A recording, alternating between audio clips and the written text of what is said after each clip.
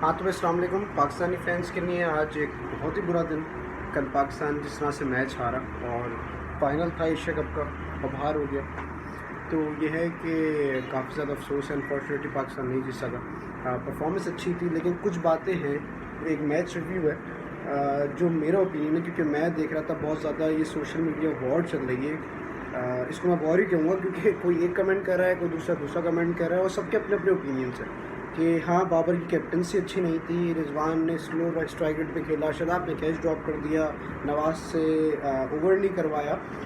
हाँ जाहिर सी बात है कुछ ना कुछ मिस्टेक्स थी। एक बहुत बड़ा फॉर्मेट है पाकिस्तानी टीम, एक अनडाउटली एक बहुत अच्छी टीम है।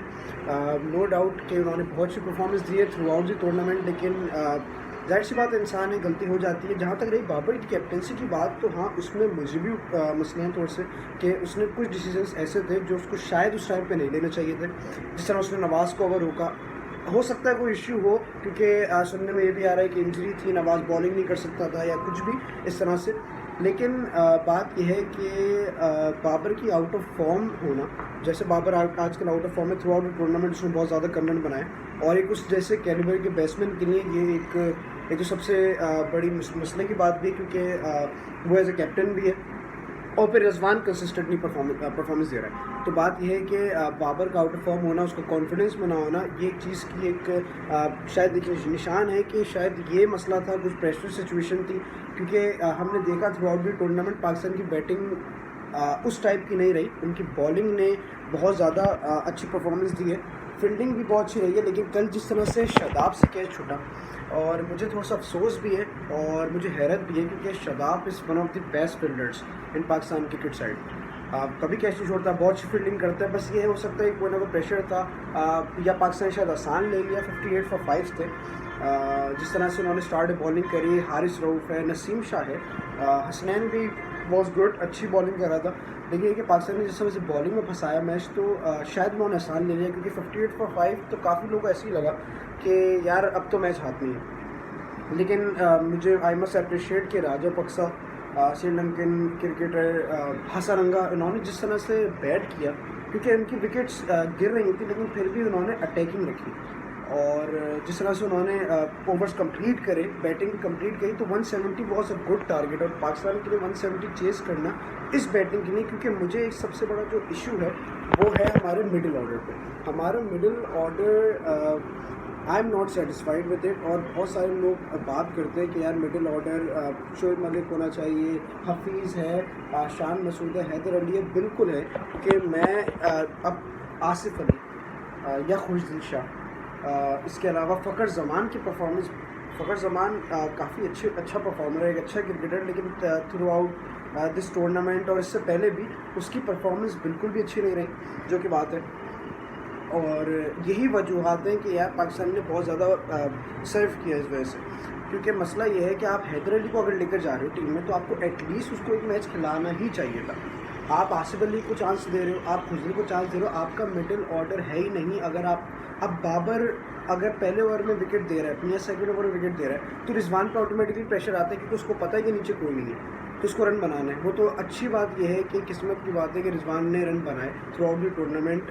एक सबसे ज़्यादा अच्छा परफॉर्मर, नंबर 1 T20 स्पॉट उसने ले लिया, सो कॉन्ग्रेचुलेशन रिजवान को भी। बहुत ज़्यादा उसने अच्छी परफॉर्मेंस दी है, उसने प्रूव किया है। तो ये है कि मिडिल ऑर्डर में आपको बहुत ज़्यादा काम करना पड़ेगा। अभी तो चलो ये एशिया कप था, टीम्स भी कम थी, और फिर ये है कि टूर्नामेंट के मैचेस भी कम थे। अभी खैर पाकिस्तान का टूर भी है इंग्लैंड से, उसके बाद फिर सबसे मेन जो चीज़ है, अक्टूबर एक बहुत ज़्यादा मेन बनता है, क्योंकि उसके अंदर वर्ल्ड कप है, T20 वर्ल्ड कप। अगर आप इस टीम से खेलोगे ऑस्ट्रेलिया में, तो मुझे नहीं लगता कि आप 80-90 रन भी बना सकते हो, जो बात है।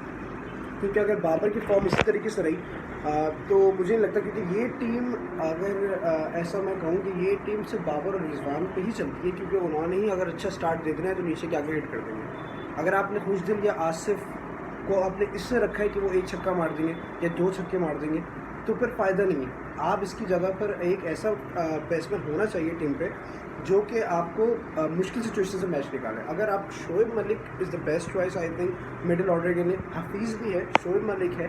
शोएब मलिक क्योंकि वो एक एक्सपीरियंस प्लेयर है, उसको पता है कि इस सिचुएशन से कैसे निकलना है। तो खैर यही है कुछ बातें। मिडिल ऑर्डर के अंदर बहुत ज़्यादा वर्क करना पड़ेगा, क्योंकि पाकिस्तान का मिडिल ऑर्डर खुल के सामने आ चुका है। ऐसी परफॉर्मेंस पाकिस्तान से बिल्कुल भी एक्सपेक्ट नहीं की थी मैंने, एटलीस्ट मैंने तो नहीं की थी एक्सपेक्ट। अगर पाकिस्तान वो तो अच्छी बात ये हुई कि पाकिस्तान मिरेकलसली, अगर मैं ये बात बोलूँ कि वो टूर्नामेंट के फाइनल तक पहुँचे, क्योंकि नसीम शाह के 2 छक्के अफगानिस्तान वो मैच हार चुके थे, अगर नहीं मारते तो कोई उसको कुछ बोल नहीं सकता था, क्योंकि वो एक बॉलर है। बैटिंग आपकी वहाँ फेल हुई। आपने सबसे ज़्यादा रन बनाए हांगकॉन्ग के खिलाफ। एक हांगकॉन्ग की टीम के खिलाफ अगर आप 190 180 करते हो और उनको 38 में आउट कर देते हो, तो ये एक बहुत बड़ा आपका कारनामा नहीं है। वो टीम बहुत स्ट्रॉन्ग नहीं है, ज़ाहिर पाकिस्तान के खिलाफ तो स्ट्रॉन्ग नहीं है। आपको मेन मैचेस पे काम करना पड़ेगा। इंडिया के खिलाफ आप जीत रहे हो, बिल्कुल एंड तक लेके जा रहे हो। अफगानिस्तान के खिलाफ आप जीत रहे हो, एंड में 2 छक्के आपने मार दिए, टारगेट 130 का है, आप 102 105 पे आपकी सारी विकेटें गिर रही हैं, तो ये कोई बैटिंग नहीं है। अगर आप इस तरह से चल रहे हो कि सिर्फ पाकिस्तान की बॉलिंग ही काम करेगी, तो ऐसा कुछ नहीं हो सकता, क्योंकि मैं हमेशा ये होता रहा है, और ये आज की बात नहीं कि पाकिस्तान के टेल एंडर्स ने ही आके कुछ ना कुछ काम किया। आप वर्ल्ड कप में इमाद वसीम की बैटिंग अफगानिस्तान से देख लें, आमिर की परफॉर्मेंस देख लें, कहीं कहीं ऐसा होता है कि आकर वो टेल एंडर्स ही, वो नीचे के बैट्समैन ही आपको 2-4 छक्के निकाल के देते हैं, बहुत क्रूशल सिचुएशन से आपको मैच निकाल के देते हैं। ऐसा ही नसीम शाह के साथ हुआ अभी अफगानिस्तान में, और नो डाउट अल्लाह ने उसको इज्जत दी, और बहुत अच्छी बात है पाकिस्तान जीत के फाइनल में आया, और फिर आप श्रीलंका से आप सेकंड लास्ट मैच भी हार गए। तो बात ये कि आपको एटलीस्ट, अगर श्रीलंका से आपको वो एक तरीके से एक वार्म अप मैच था, एक प्रैक्टिस मैच था फाइनल के लिए, आप एटलीस्ट उसमें अगर आपने चांस देना था तो आप हैदर अली को चांस देता। अगर आप हैदर अली को लेके गए हो साथ में, तो उसको खिलाओ भी, ठीक है, तो सही है। बस इसको यहीं पर ही फिनिश करेंगे। ये एक मैच रिव्यू था मेरा। बाबर रिजवान के ऊपर बातें आ रही कि रिजवान स्लो खेल रहा है, बाबर नहीं परफॉर्म कर रहा, तो यार अगर उसकी कैप्टनसी आप उनको नहीं बोल सकते। उन्होंने इतना पाकिस्तानी टीम के लिए अभी तक किया है, नंबर 1 स्पॉट पे यार। अब वो रैंकिंग बचा रहे अपनी, क्या बचा रहे, तो लेकिन पाकिस्तान के लिए वही एक अच्छी चीज़ है, क्योंकि मैचेस भी निकाल के दे रहे हैं आपको। वो इस वजह से विकेट नहीं देते अपनी रिजवान, शायद इस वजह से पूरे टूर्नामेंट में उसका स्ट्राइक रेट कम हुआ, क्योंकि बाबर परफेक्ट आया। अगर बाबर रन करता है तो रिजवान प्रेशर नहीं आता। अगर पहले ओवर में आपका मेन बैट्समैन बाबर आउट हो जाता है, तो ऑटोमेटिकली आपके ऊपर प्रेशर आएगा। उसके बाद भी वो तो अच्छी बात ये है कि रिजवान ने परफॉर्मेंस दी और रिजवान करता रहा, वरना तो आपकी टीम 80 रन भी नहीं बना सकती। खैर यह है कि बस इसको यहीं पर वीडियो को एंड करते हैं। कि मेरा एक छोटा सा रिव्यू था। अभी आगे आने वाले मैचेस हैं वर्ल्ड कप से पहले ही। खैर T20 और इंग्लैंड आ रही है, तो यह है कि बंदे बहुत सारे जो है हमारे, उनको बहुत सारी चेंजिंग करनी पड़ेगी, मैनेजमेंट को काम करना पड़ेगा, एटलीस्ट अच्छे प्लेयर्स को चांस देना पड़ेगा, और बहुत ज़्यादा सोचना पड़ेगा, क्योंकि वरना इस वजह से अगर यही टीम ऑस्ट्रेलिया चली जाती है वर्ल्ड कप खेलने के लिए, तो आई डोंट थिंक कि ये ग्रुप स्टेज से भी आगे जा सकते हैं सुपर 4 में या फिर सेमीफाइनल फाइनल्स में। तो ठीक है, सही है। अपना बहुत ज़्यादा ख्याल रखिएगा। इस वीडियो को यहीं पर एंड करते हैं। पाकिस्तान एक बहुत अच्छी टीम है। मैं सिर्फ मुझे थोड़ा सा अफसोस ये हुआ कि यार फाइनल में आके वो हार गए। जाहिर सी बात है, जो टीम अच्छा खेलेगी वो जीतेगी। श्रीलंका ने बहुत अच्छा खेला, कॉन्ग्रेचुलेशन श्रीलंकन टीम। और चलो यार, उनका अफेक्ट है थोड़ा सा, मुल्क वगैरह में मसले भी चले, तो थोड़ी बहुत खुशियाँ ही मिल गई, लेकिन उन्होंने थ्रू आउट टूर्नामेंट बहुत अच्छी performance the. They deserve it, तो उन्होंने चाहिए। अपना बहुत ज़्यादा ख्याल रखिएगा। मिलते हैं नेक्स्ट वीडियो में।